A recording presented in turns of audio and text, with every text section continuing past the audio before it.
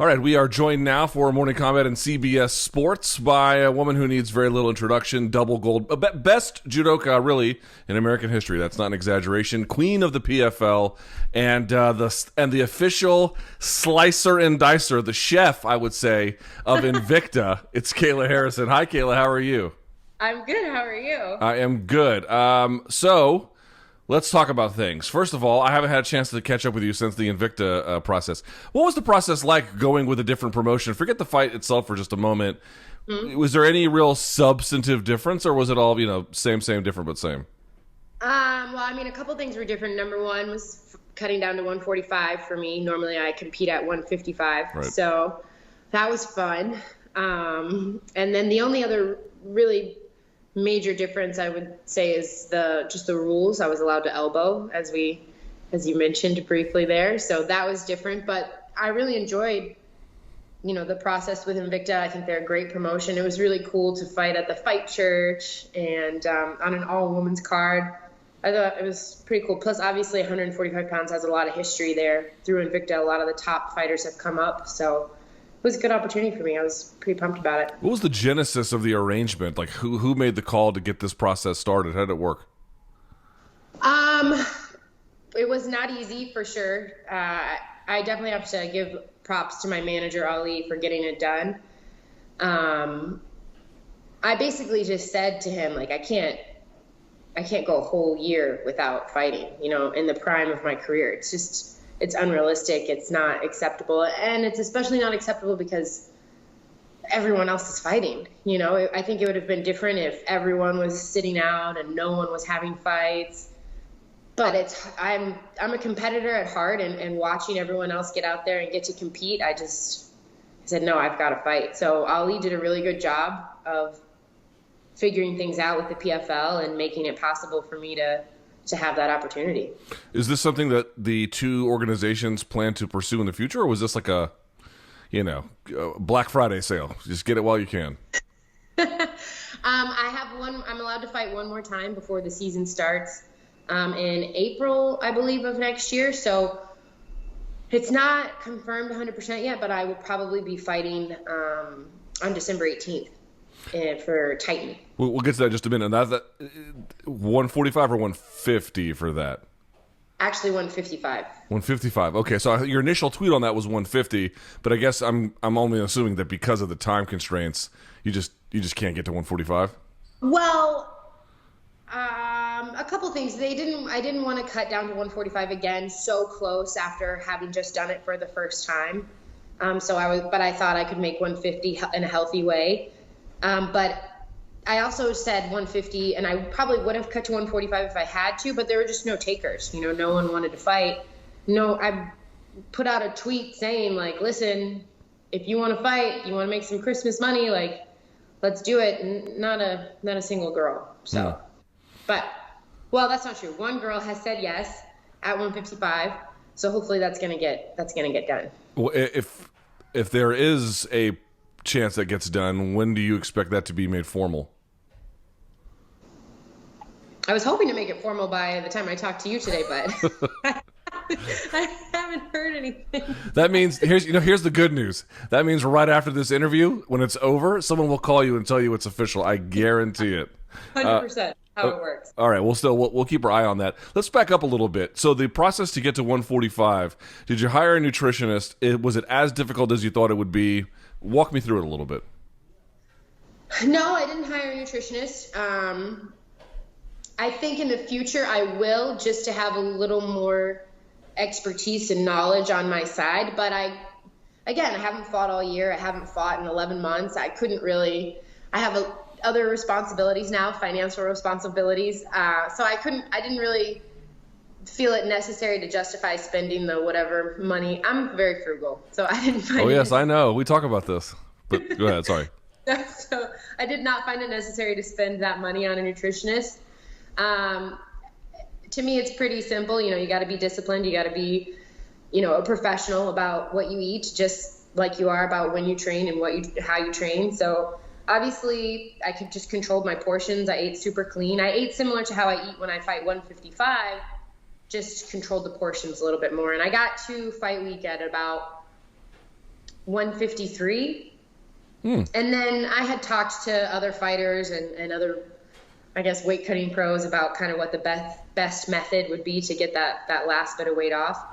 But I actually was quarantined to my room for the whole time. So I did a lot of, lonely workouts, and then did a lot of Epsom salt baths. Gosh, I cannot talk right now.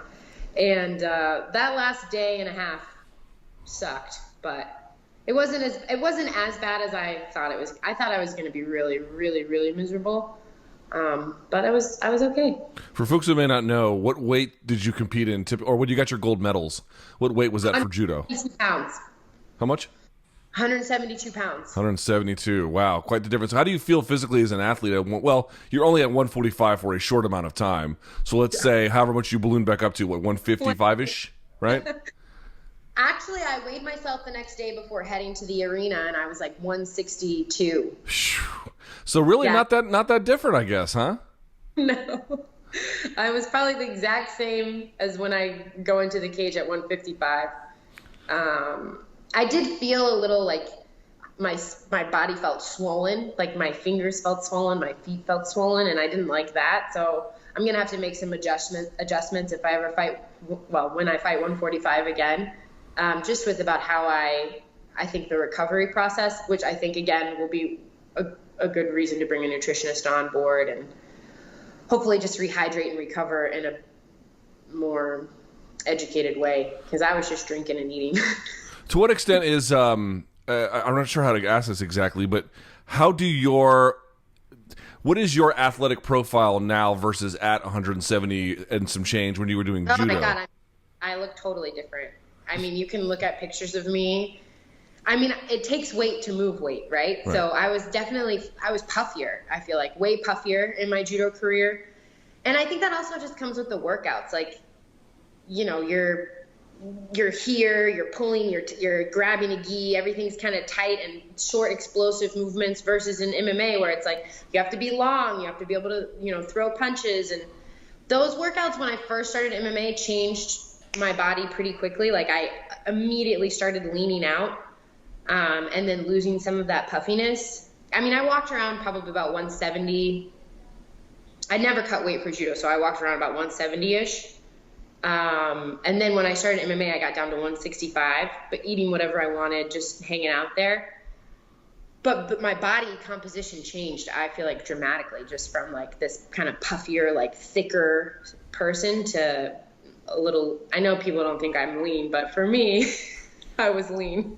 No, you're lean. You're certainly a strong athlete, but you're a lean athlete. I mean, I've seen you in person, so I can attest to it. Thank you. But I understand that there are some differences between the two. It's a little bit like, I'm not saying this is a direct comparison, so let me get it all out. But it's a little bit like, sort of like NFL tight end versus rugby player, or maybe like NFL lineman or something, where it's like short bursts all the time versus sort of this extended play. Yeah, exactly. And that's the thing too, is like you have to have more endurance as an MMA fighter than you do to be a judo player, like way more endurance. So exactly. All right, so let me ask you a question. Now, it's about Clarissa Shields, but it's not about her, because everyone's going to ask her, hey, what do you think about coming to the PFL? But the reality is, I mean, let's be real. Like, she is a very talented athlete, world class like you, but in a completely different scenario. She is very much a neophyte. She's going to be fighting, not very good fighters probably for a little while, and that puts you out of the running for quite some time. Okay, so excluding that, she did say something that I thought was kind of interesting. She thought that boxing was sexist relative to MMA. I wonder what you make of that, especially coming from judo. Now, I'm not asking you to throw judo under the bus if you feel something similar, but I guess I'm just wondering, to what extent do you find the acceptance of women in athletics and MMA somewhat more progressive than other combat sports peers? Oh, definitely. I mean, I would definitely say that boxing is sexist towards women. I think that one of the great things about judo for me was that it was completely equal. All the rules are equal, the time, everything was equal in judo. You mean between the men and the women? Between the men and the women, right. Yes, sorry. And that was one of the things that drew me to the PFL as well, is that, I'm going to get to fight for $1 million just like the guys. It's not $500,000, it's $1 million. And I think that spoke to Clarissa as well. I think that MMA still has a little bit to go. You just look at the opportunity. Realistically, there aren't that many weight classes for women still in the bigger promotion. I think, there aren't as many weight classes for women, so there's not as much opportunity available. I'm not sure about the pay structure in other organizations. I know that women with less pedigree tend to make more just because there are less women in the sport. So you have a fighter who's 4-4 or whatever on the UFC roster, they may be making more than a guy who's 4-4. I'm sure they are. But I just don't think there's enough opportunity yet. I think there's not enough weight classes. I think that women come in all shapes and sizes just like men. Women's MMA is still in its infancy in terms of how long it's been around and how long it's been sort of an accepted sport, but it's growing exponentially. It's exploding all around the world right now. And I think that you're going to start to see a lot more opportunities arise. And it's just going to take time. It's just the same thing with MMA being accepted. It just became legal in France, for goodness sakes, not that long ago. So it's just going to take time to build it up. Let me play devil's advocate, if I may. And this is an idea I have a little bit of trouble articulating, but on the other hand, it feels somewhat obvious. I watch a ton of combat sports and the composite sports too. I watch, when the NCAA championships happen, I watch those. The Olympics, well, we didn't have one this year, but when those come around, and I watch it more than your average MMA fan, and I'll watch it across both genders by and large. But I have to be candid. I don't really enjoy women's boxing as much as I enjoy men's boxing. There's a couple of structural issues that have nothing to do with the competitors. There aren't as many folks involved. Are they getting the same opportunities? Blah, blah, blah. But part of this is my thesis. I don't know if it's correct, but it's the way I sort of feel. Okay. Part of the reason, do I think that MMA folks are more enlightened? Maybe. But what I also feel is the way in which the open rule set works, it makes women's MMA relative to women's boxing significantly more dynamic. Can people really say, forget me, that they think women's boxing is just as good as the men's side? I don't think that it is. And there may be some other reasons for that. It's not saying Clarissa's not a world-class athlete. She is every part of that and then some. It's just, if women's boxing was as exciting as women's MMA, I think they'd make more money, there'd be more boxers, and people would have better attitudes about it. But women's MMA is more exciting. Yeah, I agree with that. I agree with that. I think that there's just so many different ways to win. There's so many different backgrounds to come from. There's so much, it's like this huge circle, right? It's not just I think boxing is definitely a science, and especially the higher level you go, the more finite the difference between a win and a loss is. And in MMA, you also have there's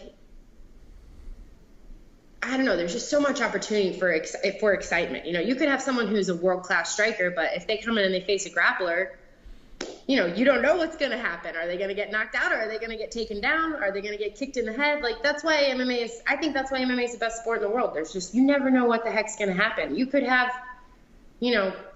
anybody has a shot. Anybody has a puncher's chance, and it's just about who executes their game better. So for sure, women's MMA is more exciting. So MMA in general. So you're what? You're about 8 fights into your pro career? Did I have the number right? Yes. All right. Are you where you thought you'd be 8 fights in? No. Okay, what does that mean? Well, I'm just, I'm definitely my own toughest critic, I think. You won a tournament and you're undefeated and you're in high demand. 8 fights in, it's hard to do a lot better. Thank you. I think that a lot of it is personal. I wanted to be more well-rounded by now. I would have liked to have had, I'm never going to be the world's best striker, but it would have been cool to have a knockout by now. It would have been, I would have felt better about myself if I had more submissions. I think just personally, I feel like the way I train and how hard I train, how hard I work, I get frustrated with myself when I don't um, showcase that in the cage.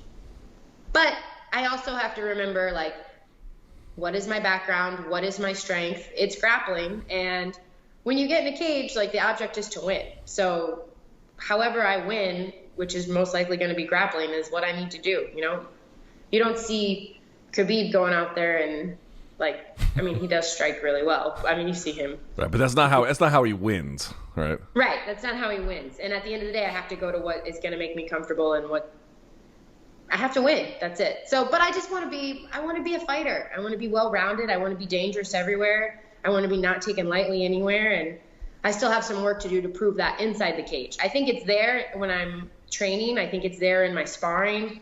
I think that I've gotten a lot more comfortable. I've learned range a lot better. I'm not as afraid to get hit. I think a lot of grapplers come in with this, like, innate fear of being hit. I don't have that as much anymore, but I just have to put it all together inside the cage. Who are some of the fighters, male, female, whatever, that you like to watch in the sports where you had to really kind of start from scratch, right? So you obviously had some wrestling with the judo. There's obviously overlap and on the groundwork too. But maybe somewhere in the striking or something else. Who is somebody you look at and you're like, fuck, that's the blueprint I'd like to have? I mean, well, obviously Amanda.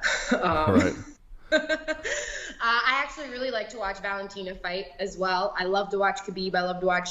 I used to watch a lot of GSP. Those are probably my 4 big ones. You know, Mike, my coach, is really good at sending me footage. Mighty Mouse I watched a lot just because he was so dominant for so long and just so good everywhere. I like to watch the real ones, I guess. Yeah, the super elite too.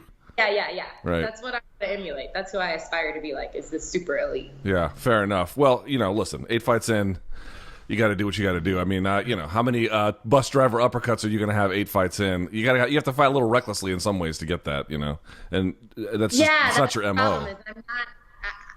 I talk a big game, but I'm not reckless. I'm very calculated in everything that I do in my life. I'm never going to be reckless. And that means that I will probably have a lot of fights where you don't see a ton of blood. Although, I guess that's maybe not the truth. So in your last fight, you stopped her in the second round and you get up, and this is the face you made.